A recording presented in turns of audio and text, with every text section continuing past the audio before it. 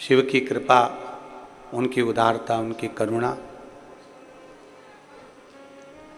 जो ये मानव का जीवन, मनुष्य की देह, मानव शरीर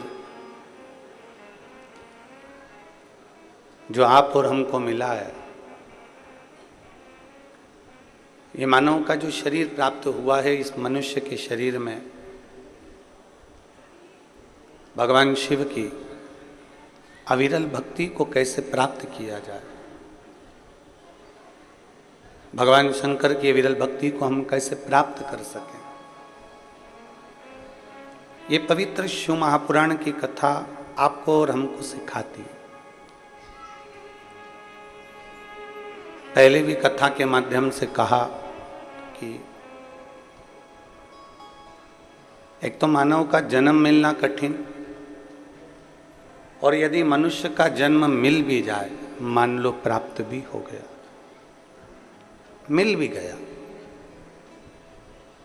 और जन्म मिलने के बाद भी अगर हम भगवान शिव की भक्ति ना कर पाए, तो ये मानव का देह प्राप्त करना भी हमारा फिर निष्फल है। 4 चीजें अपने जीवन में धारण करिएगा, 4 बातों को। पहला,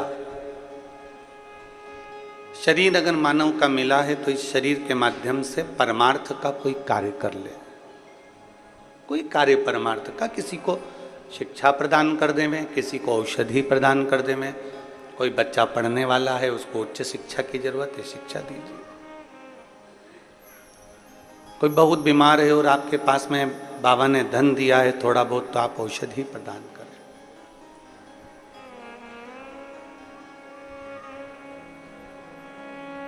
पहला है परमार्थ का कार्य करना, जितना बन सके शरीर के द्वारा किसी का हित करने का प्रयास करें। दूसरे नंबर पर, पृथ्वी पर अगर हमारा जन्म हुआ है, मृत्यु लोक में यदि हम आए हैं, तो प्रयास करो कि इस पृथ्वी पर अपना पूरा कर चुका कर जाओ। पूरा कर कैसे चुकता है? तो कहा, जब मनुष्य मरता है और मरने के बाद जब वो जाता है, तो एक कर्जा उसके माथे पर रह जाता है। एक कर उसके माथे पर रह जाता है, वो है प्रकृति ऋण। वो मर गया और अपना प्रकृति ऋण वो चुका कर नहीं गया। प्रकृति ऋण किसको कहते हैं? कि मरने के बाद उसको लकड़ी में जलाया गया, जो लकड़ी में वो जला, वो लकड़ी उसकी खुद के घर की नहीं थी। जिस लकड़ी में वो जला, जिस लकड़ी में उसके अग्नि दी गई, जिस लकड़ी से उसका अंतिम संस्कार किया गया, वो लकड़ी उसके घर की नहीं थी। मरने से पहले एक प्रकृति का ऋण भी चुका कर जाओ कि पृथ्वी पर आए हो तो एक वृक्ष जरूर लगा कर जाओ, ये हमारे प्रकृति का ऋण चुकाने के बराबर। तीसरे नंबर पर है, बन सके, पृथ्वी पर अगर जन्म लिया है और बन सके तो एक कन्या का कन्यादान जरूर करो, जरूर करो। एक बेटी का, एक कन्या का कन्यादान जरूर करें।